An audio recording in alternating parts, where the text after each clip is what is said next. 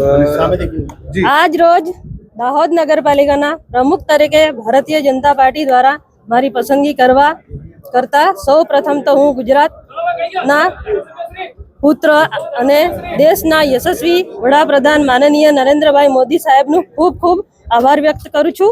સાથે જ ભારત દેશના ગૃહમંત્રી અમિત શાહ સાહેબ તેમજ ગુજરાતના મૂળ અને મક્કમ મુખ્યમંત્રી શ્રી ભૂપેન્દ્રભાઈ પટેલ સાહેબ તેમજ નાયબ મંત્રી અને ગૃહમંત્રી હર્ષભાઈ સંઘવી સાહેબ, પ્રદેશ પ્રમુખ શ્રી જગદીશભાઈ વિશ્વકર્મા, પ્રદેશ મહામંત્રી શ્રી હિતુભાઈ ચૌહાણ, જિલ્લા પ્રભારી દાહોદ રાજેન્દ્રભાઈ પટેલ સાહેબનો તેમજ દાહોદના લોક લાડીલા સાંસદ શ્રી જસવંતસિંહ ભાભોર સાહેબ તબક્કાના ખૂબ ખૂબ આભાર વ્યક્ત કરું છું। સાથે જ દાહોદ ભારતીય જનતા પાર્ટી અપક્ષ શ્રી સ્નેહલભાઈ દરિયા સાહેબ તેમજ જિલ્લા મહામંત્રી અભિષેકભાઈ મેળા તેમજ દાહોદના એમએલએ સર ધારાસભ્ય શ્રી કનૈયાભાઈ કિશોરીનો ખૂબ ખૂબ આભાર વ્યક્ત કરું છું। દાહોદ શહેર પ્રમુખ શ્રી અર્પિલભાઈ શાહ સાથેનો તમામ હોદ્દેદારોનો તબક્કામાં ખૂબ ખૂબ આભાર વ્યક્ત કરું છું, માનું છું। અને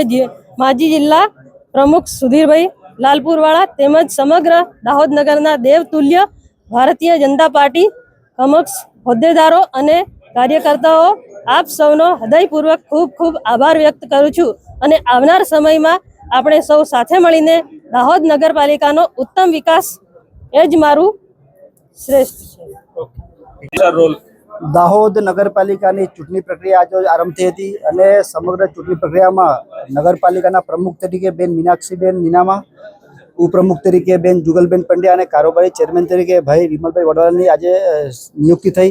અને આ સંપૂર્ણ નિયુક્તિમાં ભારતીય જનતા પાર્ટીના તમામ દાહોદ શહેરના મતદાર ભાઈઓ બહેનોનો પણ ખૂબ ખૂબ આભાર કે તેઓએ આજે દાહોદને સંપૂર્ણ યુવા ટીમ આપી છે। અને રાષ્ટ્રીય નેતૃત્વ અને પ્રદેશ નેતૃત્વ અને જિલ્લા નેતૃત્વનો પણ આભાર કે દાહોદ શહેરના વિકાસ માટે જે ગતિએ વિકાસ દાહોદ શહેર કર્યું છે એ વિકાસને ડબલ ગતિ મળે એના માટે સમગ્ર દાહોદ શહેરને યુવા ટીમ આપી છે।